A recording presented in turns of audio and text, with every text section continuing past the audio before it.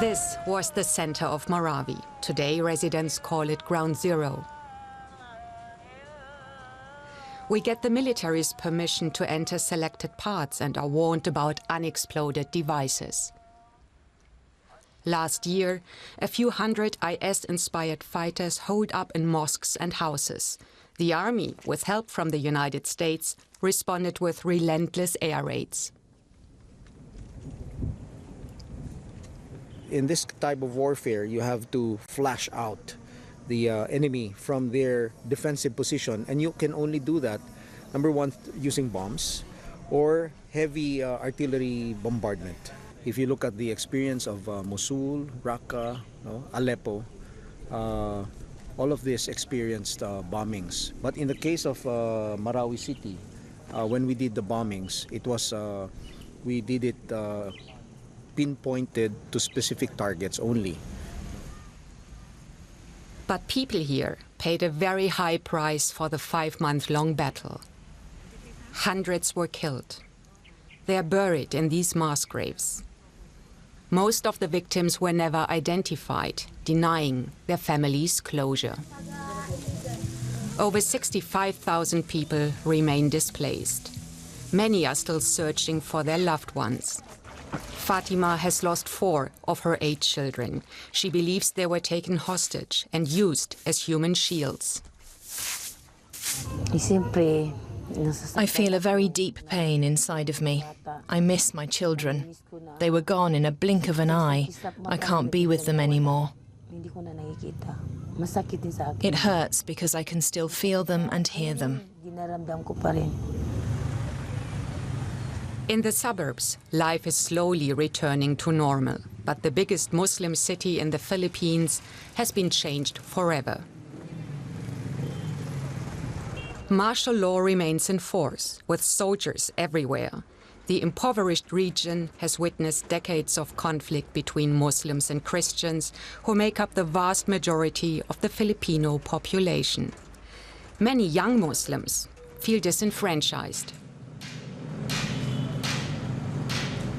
Last year, Abdul spied on the military, passing on details of troop movements to IS fighters holed up in Marawi. He tells us that he's still ready to fight for an Islamic State.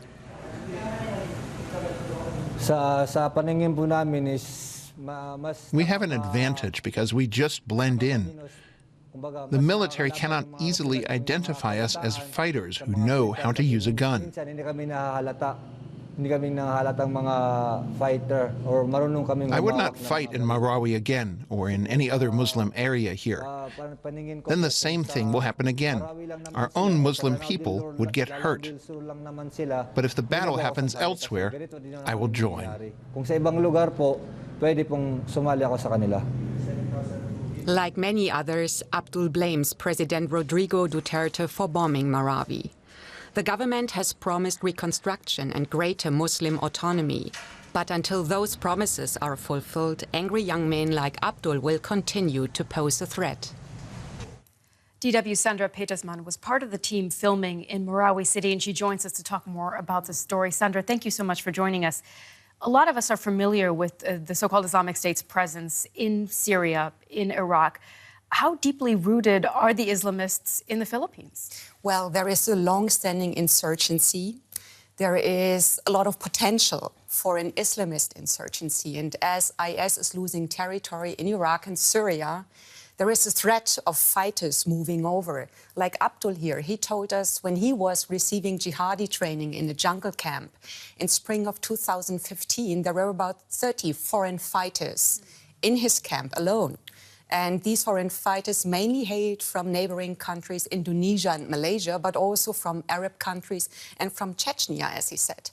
And as long as there are grievances, long-standing grievances, which are not addressed, I think the potential is there, and international organizations like Al-Qaeda and Islamic State, they do want to establish themselves in Southeast Asia, and Mindanao, as it is a place where they can grow roots. I want to ask you about those grievances in a moment, but first, those pictures are just stunning. This is such a devastated city. How are residents coping?